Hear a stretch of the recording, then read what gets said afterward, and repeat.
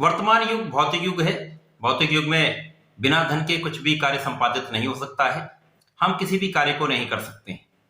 वर्तमान युग में अपने जीवन को चलाने के लिए, जीवन यापन करने के लिए धन की पूर्ण रूप से आवश्यकता होती है। धन के बिना सुखों का उपभोग असंभव है। जय श्री गणेश। नमस्कार, मैं आचार्य संजय द्विवेदी। मेरे समस्त प्रबुद्ध दर्शकों का मेरे चैनल पर हार्दिक स्वागत है। आज मैं मिथुन राशि का वर्ष 2023 का आर्थिक राशिफल लेकर आपके सम्मुख उपस्थित हूं। वर्ष 2023 जो कि 22 मार्च से प्रारंभ होगा, क्योंकि सनातन वर्ष सदैव ही चैत्र मास की शुक्ल पक्ष की प्रतिपदा से प्रारंभ होता है, तो हमारा नववर्ष 22 मार्च से प्रारंभ होगा। वर्ष 2023 मिथुन राशि के जातकों के लिए किस प्रकार से आर्थिक लाभ देगा, आप किन किन स्रोतों से लाभ ले सकते हैं, आय का भाव आपका कैसा होगा, आप किन स्रोतों से लाभ ले सकते हैं, इस वर्ष में आप कितना लाभ अर्जित कर रहे हैं, संपूर्ण विश्लेषण मैं पूर्ण तरीके के साथ करने जा रहा हूं। प्रिय दर्शकों, इस वीडियो को ध्यान से पूरा देखिएगा, क्योंकि मैं पूरे वर्ष का संकलन करते हुए यह आर्थिक राशिफल आपके लिए प्रस्तुत कर रहा हूं। आर्थिक राशिफल के लिए सर्वप्रथम तो आपकी लग्न को देखना आवश्यक है। लग्न की क्या स्थिति है। देखिए, लग्न अर्थात आपकी स्थिति का होना, जब आप स्थिति बलवान होगी तभी तो आप धन का अर्जन कर पाएंगे, आप आय का स्रोत जनरेट कर पाएंगे, आप आय के स्रोत को बढ़ा पाएंगे। अपने कर्म क्षेत्र में आप ही तो होते हैं जिसके कारण धन आएगा। धन कहां से आ सकता है? धन आपके व्यापार से आ सकता है, धन आपके कार्यक्षेत्र से आ सकता है, आपकी नौकरी से आ सकता है, आपका प्रोफेशन से आ सकता है। जो भी आप जिस भी प्रोफेशन में, उससे धन आ सकता है। तो उस धन का भाव कितना प्रबल होने वाला है, उसके लिए आपकी लग्न का बलवान होना आवश्यक है। इसी प्रकार से इस वर्ष में आपके धन के भाव की स्थिति क्या है, तथा इसके साथ ही साथ आपके आय का स्रोत तथा आय की स्थिति किस प्रकार रहेगी। वर्ष 2023 में मिथुन राशि के लिए आर्थिक स्थिति को देखने के लिए आपके लग्न की स्थिति को देखना होगा, लग्नेश की स्थिति को देखना होगा, आपके धन भाव को देखना होगा, आपके आय भाव को देखना पड़ेगा। इन सभी का संकलन करना तथा इनके अनुसार ही पूरे वर्ष का धन का स्रोत, आय का स्रोत तथा लाभ का स्रोत प्राप्त होता है। मिथुन राशि वायुत्वीय राशि है। वायुत्वीय राशि का अर्थ ये आपकी कल्पनाशीलता बहुत अधिक होती है, विस्तृत आपका विस्तार बहुत होता है इस राशि का। इसी प्रकार से द्विस्वभाव राशि है। द्विस्वभाव राशि आपकी कल्पनाशीलता भी अधिक होती है, आपका बुद्धि का स्तर बहुत अच्छा होता है। ऐसे लोग बहुत प्रबल रूप से ज्ञानवान भी होते हैं, बुद्धिमान भी होते हैं। इनके अंदर जन्मजात एक व्यापारी होता है। व्यापारी का यह अर्थ नहीं कि आप व्यापार ही करते हो। व्यापारी का अर्थ यह है आपके अंदर कैलकुलेशन बहुत अच्छा होता है, गणनाएं आप बहुत अच्छी कर सकते हैं, आपका प्लानिंग बहुत अच्छी होती है, आपका मैनेजमेंट बहुत अच्छा होता है, आपका ज्ञान शिक्षा दोनों को बैलेंस करके आप चलते हैं, इसलिए आप प्रबल रूप से सफल भी होते हैं। मिथुन राशि के लिए वायुत्वीय राशि तथा आपका धन भाव जो है वो भी तरल है, क्योंकि चंद्रमा की राशि है। चंद्रमा जलतत्व राशि है, कर्क राशि। यहां पर मिथुन राशि के लिए जातकों का जो धन भाव होता है, यहां पर आपके पास फ्लोटिंग कैश यानी तरल धन अधिक होता है। तरल धन का अर्थ यह है आपके पास पैसा आता है, लगातार पैसा आपके पास आता रहता है और पैसे का आप उपयोग भी अच्छे से करते हैं। अब दूसरा भाव जो है ये चंद्रमा की राशि बनती है। चंद्रमा का तो प्रत्येक 2.5 दिन में ही परिवर्तन होता है, तो ये कहीं ना कहीं बहुत अच्छा भी है, कभी कभी ये कष्टदायक भी होता है। चंद्रमा का प्रभाव जब किसी ना किसी अच्छे ग्रह के साथ होगा, लग्नेश के साथ होगा, धन के भाव के स्वामी के साथ होगा, लाभ के भाव के स्वामी के साथ होगा, लग्नेश के साथ होगा, तो निश्चित रूप से उस समय में आप बहुत अच्छा धन प्राप्त करेंगे। इसी प्रकार से आपके आय का भाव अर्थात लाभ भाव जो मेष राशि बनती है, जिसके स्वामी मंगल है, तो बुध की राशि के लिए, मिथुन राशि के लिए मंगल आपके आय के कारक हैं तथा चंद्रमा आपके धन के कारक हैं। जो आय का स्रोत यानी मंगल जो प्रबल रूप से एनर्जी के कारक है, तो आपके पास धन का प्रभाव बहुत अच्छा हो सकता है, बहुत अच्छे रूप से आप धन का अर्जन कर सकते हैं। वर्ष 2023 में जो स्थितियां हैं वहां पर आपके लाभ भाव में, आय भाव में राहु का गोचर चल रहा है। राहु जब से यहां पर विराजमान है तो कहीं ना कहीं ये व्यवधान तो कर ही रहे क्योंकि इनका नेचर है।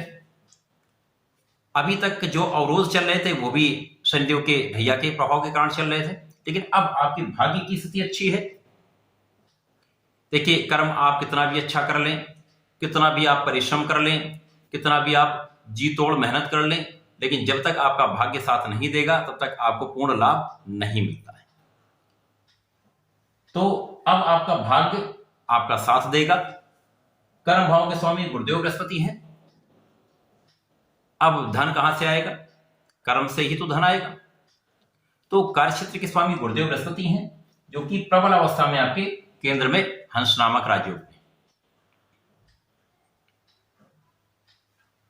आपका जो भी व्यापार है, आपका जो भी प्रोफेशन है, आपका जो भी नौकरी है, वो समस्त क्षेत्र कार्यक्षेत्र के अंतर्गत ही आता है। गुरुदेव बृहस्पति उसके कारक है। देखिए, गुरुदेव बृहस्पति स्वयं की राशि में है। जब तक ये यहां पर है, कार्यक्षेत्र आपका प्रबल करते रहेंगे क्योंकि आपको भाग्य का साथ भी मिल रहा है। इसके पश्चात एक जो आपका लाभ भाव है वहां पर राहु का गोचर है। किसी भी ग्रह का प्रभाव एकादश भाव में अच्छा माना जाता है, चाहे वो नकारात्मक ग्रह ही क्यों ना हो। राहु यहां पर होंगे तो निश्चित रूप से आपके लाभ में तो वृद्धि करेंगे, परंतु जो उनका नेचर है वो कहीं ना कहीं उसका साइड इफेक्ट भी आपको देते चलेंगे। अब गुरुदेव बृहस्पति का सीधा संबंध आपके लग्न पर है, चतुर्दशम का संबंध। तो इस समय में आपकी लग्न अत्यधिक बलवान होगी। लग्न जब बलवान है तो निश्चित रूप से आप बहुत प्रभावशाली होंगे। आप में क्षमता बढ़ जाएगी, कार्य क्षमता बढ़ जाएगी, आपका सामर्थ्य बढ़ जाएगा। तो निश्चित रूप से आप धन का प्रबल रूप से अर्जन करेंगे। गुरुदेव बृहस्पति का ही संबंध आपके धन भाव से भी है, जो कि उनकी उच्च राशि है। जब भी कोई ग्रह अपनी उच्च राशि को देखता है तो उसका प्रभाव कई 100 गुना बढ़ता है। तो निश्चित रूप से गुरुदेव का प्रभाव आपके धन भाव को बहुत प्रबल रूप से प्रभावित कर रहा है, बलवान बना रहा है। तो इस वर्ष में निश्चित रूप से आपका धन का भाव बहुत प्रबल रहेगा। अब यहां पर प्रश्न ये उठता है, बहुत सारे लोग कहेंगे कि मेरे पास तो अभी धन का लाभ प्रारंभ नहीं हुआ है। देखिए, वहां पर भी ये स्थिति देखनी होगी, आपके धन का भाव कहीं किसी नकारात्मक ग्रह से पीड़ित तो नहीं है, अथवा त्रिक भाव में तो नहीं है। तो ये आप कुंडली में अवश्य देख लें, क्योंकि यहां पर जो आपकी पूरे मिथुन राशि का विश्लेषण जो किया जा रहा है वो मुख्य ग्रहों पर निर्भर होता है। अब यहां पर मिथुन राशि के लिए यदि हम देखें तो ग्रहों की स्थिति अत्यंत प्रबल है। भाग्य का स्वामी भाग्य में, कर्म का स्वामी कर्म में, राहु भी कहीं ना कहीं लाभ में अच्छा प्रभाव देते हैं। तो अब यहां पर गुरुदेव का प्रभाव आपके धन को बहुत प्रचंड कर रहा है। विस्तृत रूप से आपको धन का लाभ यहां पर मिलेगा। पारिवारिक संपत्ति का भाव भी प्रबल होगा, पारिवारिक संपत्ति से भी आप लाभ लेंगे। आपका जो यहां पर आय का भाव है, वर्तमान में कुछ यहां पर हो सकता है, कुछ निर्बलता आपको मिल रही हो। कारण क्या है? जो आपके लाभ के स्वामी हैं, वर्तमान में उनका गोचर आपके द्वादश में चल रहा है। प्रिय दर्शकों, 17 जनवरी से जैसे शनिदेव का परिवर्तन आपके भाग्य में हुआ, तो भाग्य में परिवर्तन आरंभ हो चुका है। कर्म भाव में तो आप पहले से ही परिश्रम कर रहे हैं, कर्म क्षेत्र में तो आप लगे हुए हैं, लेकिन लाभ इसलिए कम मिल रहा है क्योंकि आपके लाभ के स्वामी द्वादश भाव में है और मंगल की राशि में राहु कहीं ना कहीं अवरोध के साथ धन का अर्जन कराता है। लाभ तो मिलेगा। अब जब धन का स्वामी ही द्वादश भाव में है, वो भी मित्र की राशि में नहीं है, तो निश्चित रूप से यहां पर उतना प्रबल आप धन लाभ नहीं ले पा रहे। परंतु मंगल का राशि परिवर्तन मार्च माह में 12 मार्च को हो जाएगा, जिसके कारण मंगल आपकी लग्न में प्रवेश कर जाएंगे। आज मैं संपूर्ण कारण आपको बता रहा हूं कि अभी कुछ लोगों को धन का उतना लाभ या कार्यक्षेत्र में उतना लाभ क्यों नहीं मिल पा रहा है। मंगल का परिवर्तन आपके लग्न में हो जाएगा तो निश्चित रूप से आपकी लग्न और बलवान हो जाएगी, धन का भाव बहुत प्रबल हो जाएगा। अब यहां पर आप अपने कार्यक्षेत्र से प्रबल रूप से धन का अर्जन प्रारंभ कर देंगे।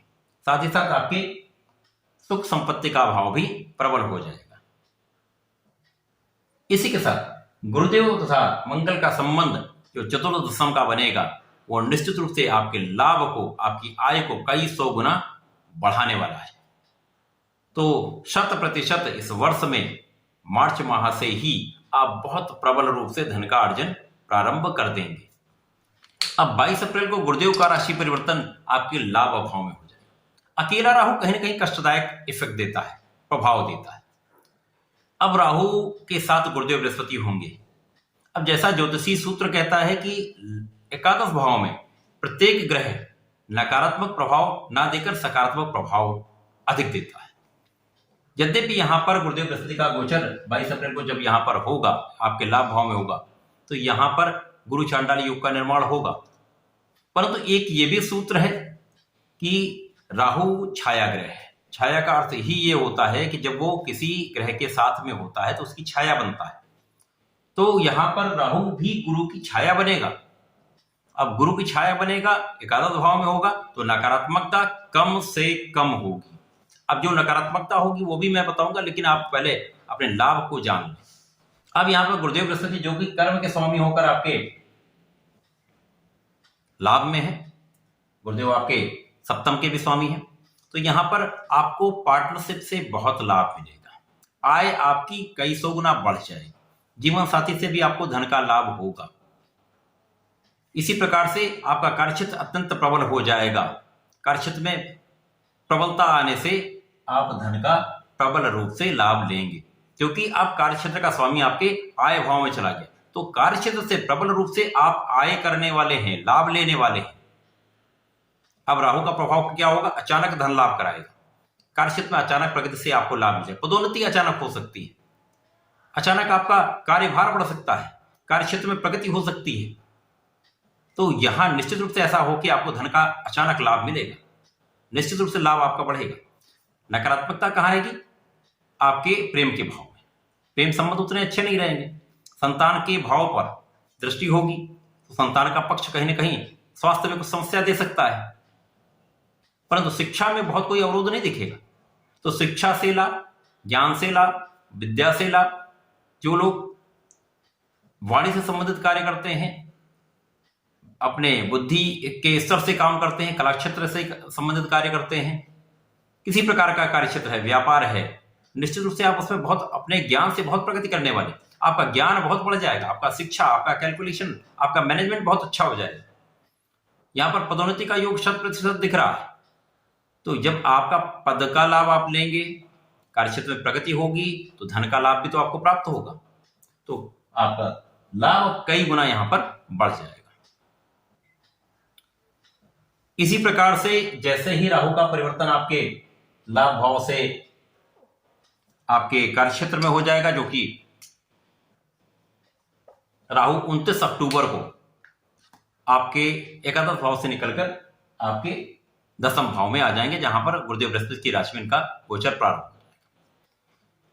राहु जब भी कार्यक्षेत्र में होते हैं तो यहां पर कार्यक्षेत्र में प्रगति होती है, कार्यक्षेत्र में आपको लाभ मिलता है, परंतु यहां पर कुछ ना कुछ आपसी संबंधों में अपने सहयोगियों के साथ, अपने उच्चाधिकारियों के साथ, सहकर्मियों के साथ एक मनमुटाव हो सकता है, मतभेद हो सकते हैं। तो यहां पर कहीं ना कहीं ये समस्या निश्चित रूप से आने वाली है। परंतु यहां पर गुरुदेव बृहस्पति आपके लाभ भाव में बैठकर आपका लाभ का भाव, कर्म क्षेत्र से लाभ का भाव बहुत प्रबल कर रहे हैं, तो निश्चित रूप से धन का लाभ तो बहुत बढ़ने वाला है। अब गुरुदेव जब यहां पर होंगे तो इनका संबंध आपके धन भाव से भी होगा, आपके परिश्रम से भी होगा। कार्यक्षेत्र में प्रगति कब होती है? जब आप पूर्ण रूप से लगे रहते हैं, परिश्रम करते हैं, तो आप परिश्रमी बहुत होंगे, कार्यक्षेत्र प्रबल होगा, तो धन का भाव भी विस्तृत हो जाएगा, तो लाभ भी आप बड़े स्तर पर करने वाले हैं। तो निश्चित रूप से ये वर्ष 2023 मिथुन राशि के जातकों के लिए अच्छा है।